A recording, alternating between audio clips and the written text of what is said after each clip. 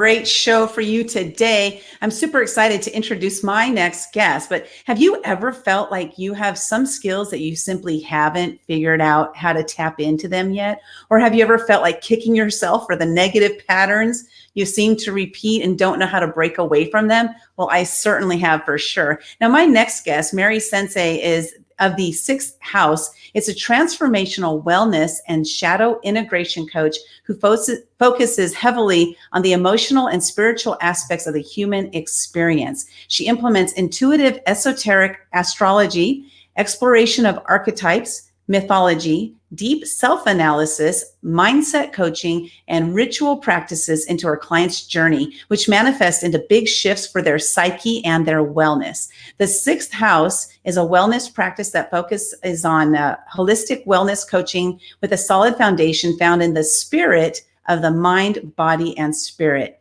Two of the main tools they use are shadow integration coaching and astrological birth chart analysis. What is shadow integration? Well, in short, it's a process of bringing aspects of the self from the unconscious and integrating them with consciousness. What this does is it clears blockages, enhances untapped skills, heals old wounds, brings to light traumas that has us repeating cycles of negative patterns, and so much more. Now, you're going to want to stick around to the end because she's got a free gift for you all. And then also you can follow her at the6thhouse.com, her website. And she's on Facebook, Instagram, and Twitter. All that information is going to be in the show notes for you to connect with her later. And welcome to the show, Mary. I'm super excited to have you today because I have no idea what this shadow stuff is all about. I'm like, what the heck? I want to learn a little bit more about that. So thank you for having me. The shadow knows. Well, I'm glad to have you though, because I feel like a lot you feel like I was going to say I feel like a lot of people are in the same boat.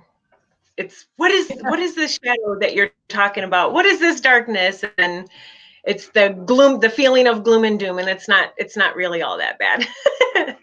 Well, why don't you share with us what it is, and then how you got into this, because this is probably something you weren't born knowing about. So I'm kind of interested to find out like how the heck you got into it, but what is it, and how does it help us to psyche and put us on a better path? I guess is kind of like how I interpret what I read there. Mm-hmm. The meat and potatoes of shadow integration is, I guess, the easiest step and the easiest way to explain it in layman terms is it is typically we go through memories, explosive emotions, triggers, different things that make us, after we have done it, after we've already exploded or said that rude thing or started crying for no apparent reason, whenever we start feeling bubble up, or when we're looking at another person and we're being critically judgmental, just like really tapping into the catty side of ourselves, or we're talking crap, all of those things are housed in our shadow, which is a part of our unconscious where different parts of ourselves have been repressed. Typically, the biggest chunks happen between the ages of birth and 7 years. And it's when we're living with our parents and our older siblings, sometimes grandparents, we learn how to be and how not to be. And these parts of our conditioning sit in our unconscious. It's not our conscious thinking mind. When we're older and we start recognizing some of the things that we've repressed, when we see them in other people and we recognize them, we lash out or we feel triggered. And we can identify those when, again, we've judged someone harshly, or we say or do something where later we're like, oh, I'm not really sure why I said that. I didn't mean that. Those types of behaviors can put little red flags up for us to when our shadow is showing itself. Oh, that's so interesting. So the work. like, so when, yeah, when does a person start to be able to discover that? Like, what kind of awareness does somebody have to, because I'm there, like I'm in the place where I'm aware that I'm doing things that I, before the old days, I just didn't think about it. I didn't think about that maybe feelings, or maybe I said noxious. I never thought about it. Now I'm like, whoa, where did that come from? But at what point does a person become aware that they're doing that? Um, it depends on the person. That's a really, really subjective question. So for myself, I can explain to you how I recognized it and how it led me on my path. So Okay. I think we've talked about before. I'm now a thriver in many areas, but I was once a survivor of childhood sexual abuse. And what that led me to in my teenage and my early 20s, it led me to be extremely angry and volatile and abusive. I was very angry and explosive, and I got into a lot of physical confrontations at school when I was younger. And when I became pregnant with my older son, I realized that there was something that I'd been missing for a long time. And I couldn't put my finger on it, but what I tell my clients is either you hit rock bottom or you become curious that there's something more than what you're experiencing. And for me, that's what it was. I hit rock bottom for sure, but I was also very curious about this new love that I felt for my son and how I could integrate that feeling of love for him to the outside world, which I did not trust, and I was very hostile toward it. Yeah, that's what comes to mind for me is people out there who are angry, right? Like I know I used to be, because I grew up in abuse as well. It wasn't sexual abuse, but I grew up in an abusive environment, and that was what I knew. That was normal. And as I got older, and my awareness came when I was 51, where I was curious, because you mentioned curious, right? So Mhm. mine was at age, for being here, and everything. So I started to kind of go down that path, like you mentioned, but Mhm. has buddy screwed up? Is everybody screwed up? Yes. Yes, we are all screwed up. So what I like to say is you and I are talking right now, and each of us have become curious, and each of us have really worked on our self-development and being aware and being present. That does not take us out of the pool of screwed upness. It doesn't. We we are products, our persona, what we have on the outside, and how we interact with the public and how we interact with um, anyone other than ourselves, really, is a condition. It's conditioned from our families, our caretakers, all of the authorities when we were growing up. And we, while being conditioned to show this face, we were also conditioned to put shit down in our shadow lands. I call it shadow lands, where the unconscious realm is. And in there is all, it's negative stuff that should not be. So culture, in a culture, in society, we have to obey the law. We shouldn't beat people up, we shouldn't murder people, there shouldn't be raping and pillaging and all of that.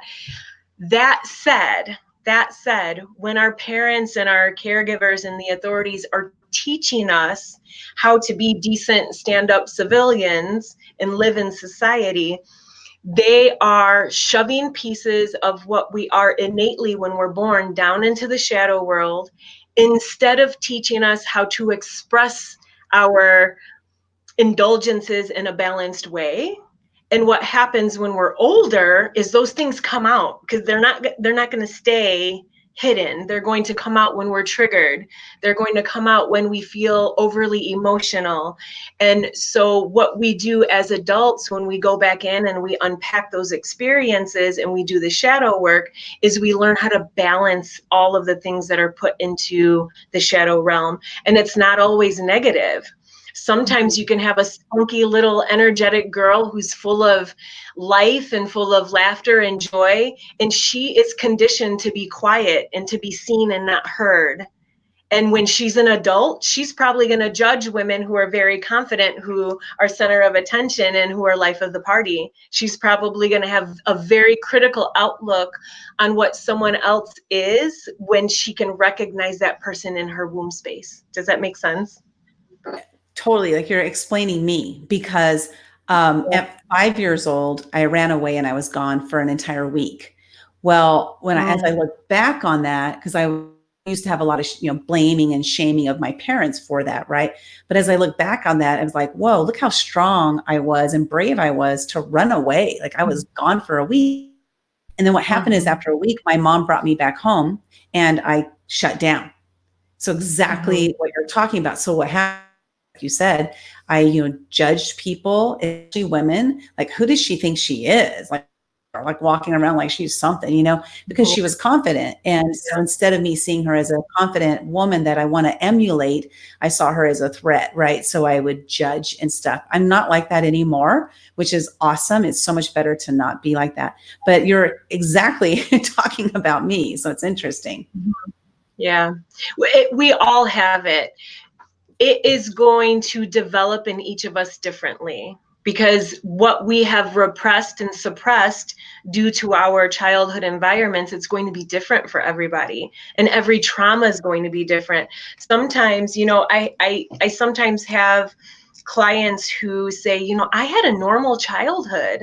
I had two loving parents. I went to a school with, in the better part of town. My parents drove a great car.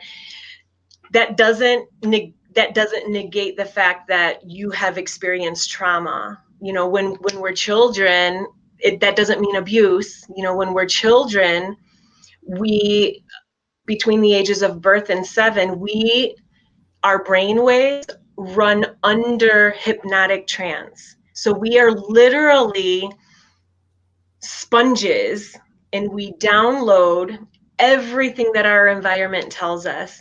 And we don't have the life experience to understand if something is traumatic or not. We just know how it made us feel.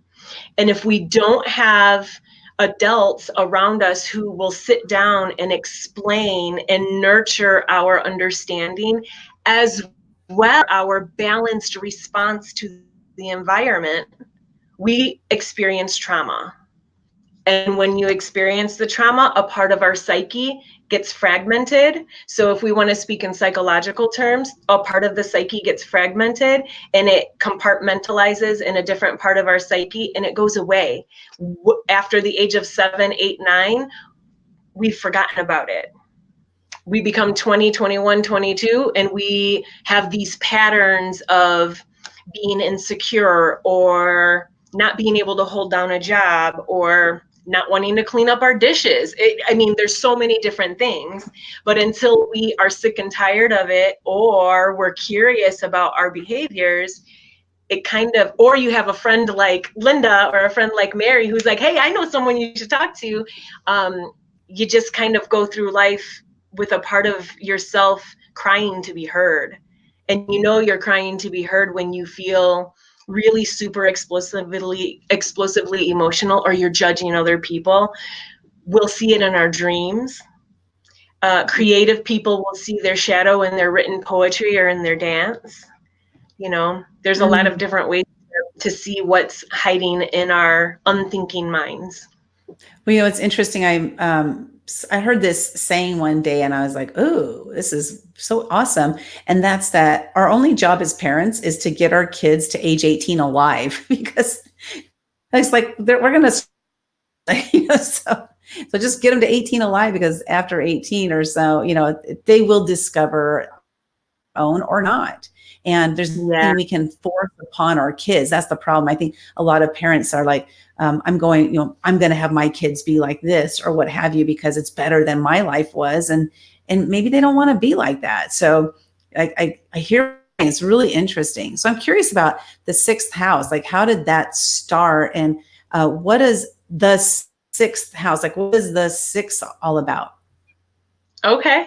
So the sixth house, the name of my practice is an astrological house. So when you have your birth chart done, it's looks like a pie or like a clock. It's circular and it has the 12 different pie pieces. Well, the sixth house represents in our birth chart the house of wellness and the house of service. So for me, the sixth house was a nice way to name my little corner of the internet and corner of wellness, because it is the way that I serve people. Also, my astrological birth chart is very heavily, there's a lot of stuff going on in my sixth house. So it doesn't surprise me that I'd be interested in, serving this way.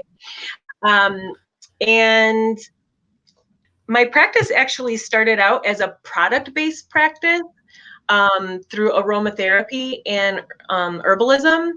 And when I realized that I wanted to step away from the products because they were often sought after to be used like a Band-Aid, very, very quick recovery of symptoms.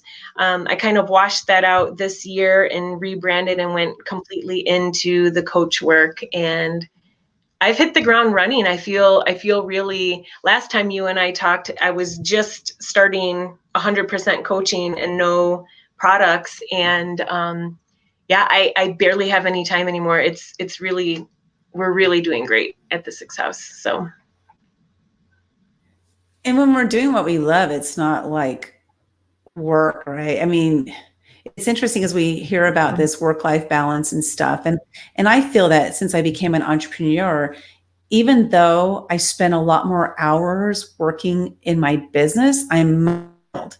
So say that I'm not living a work-life balance if I'm more fulfilled. It doesn't mean less hours, maybe, because for me, it's not really working. And what's your thought on that? Mm-hmm.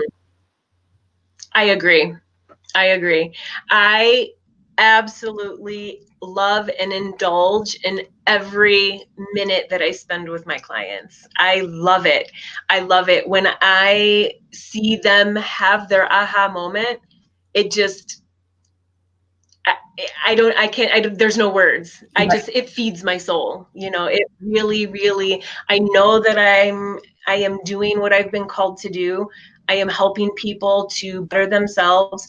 And I really, really believe every time you introduce someone to a new way of healing, they are then enabled and empowered to do the same for the people around them. And we're creating waves. It's not just one person at a time. Every person we affect, we create astronomical waves, and it feels really good. It doesn't feel like work at all.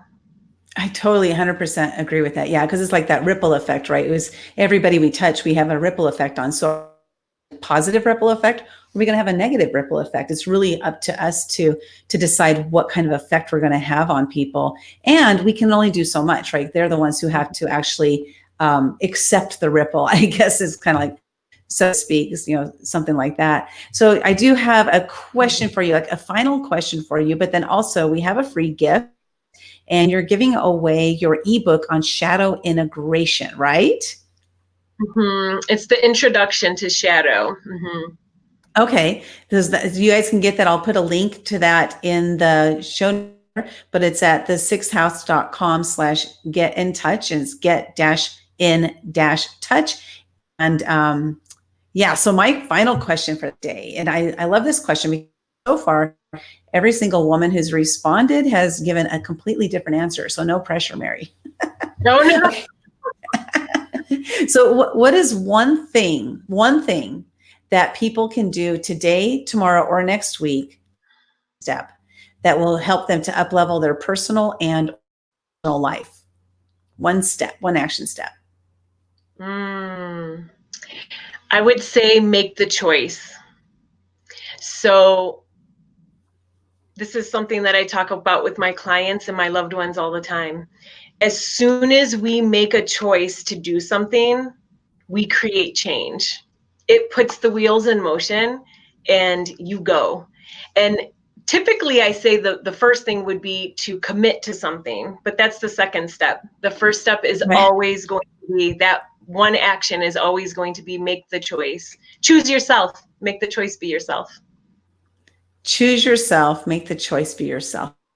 I love that. Mm-hmm. Yeah, making choices is what puts us into action, right? Because like you have to make a decision to do something, but then you have to take the actions. Like you said, it's like the first is to make the decision or make the Mm-hmm. choice. So awesome. Mary, thank you so much. I love what you do. And oh, I forgot to ask this question. So I'm going to ask it. Normally it would not be I wouldn't go deviate, but I'm going to anyway. So the question is, let's say, for example, you're a parent out there and you're listening to this show right now and you're thinking, oh my God, I really don't want to screw up my kids. What can I do to not screw them up? What's your take on that? Because, as a mom, like I always felt like I screwed up my kids and they always like, Mom, you did the best you could, Mm-hmm. and I just felt like it wasn't good. Mm-hmm. That question is so involved, but a simple answer would be this. There's just so many layers to that.